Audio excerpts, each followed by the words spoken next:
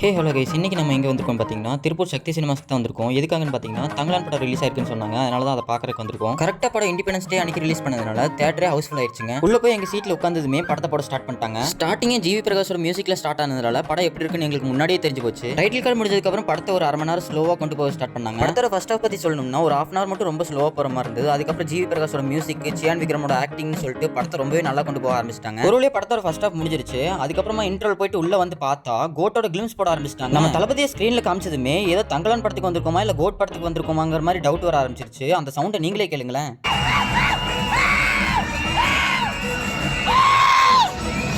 தளபதி பார்த்தா அதே எனர்ஜியோட second half Thangalaan பார்க்க ஸ்டார்ட் பண்ணிட்டோம். ஓவராலா படம் எப்படி இருக்குன்னு கேட்டீங்கன்னா பாரஞ்சித்தோட தங்கலான் சூப்பராகவே இருக்குன்னு தான் நான் சொல்லுவேன். சியான் விக்ரம் ரொம்பவே கஷ்டப்பட்டிருக்காருங்கிறது இந்த ஸ்கிரீன்ல பார்க்கும்போது நம்மளுக்கே தெரியும். இந்த லீவை நல்லா என்ஜாய் பண்ற மாதிரி நல்ல ஒரு படத்தை தான் கொடுத்துருக்காங்கன்னு நான் சொல்லுவேன். நீங்களும் தங்கலான் படம் பார்த்துருந்தீங்கன்னா கமெண்ட் செக்ஷன்ல கமெண்ட் பண்ணுங்க. படம் எப்படி இருக்குன்னு சொல்லுங்க. இந்த வீடியோ அவ்வளவுதான் கைஸ். வீடியோ பிடிச்சிருந்தா லைக், ஷேர் அண்ட்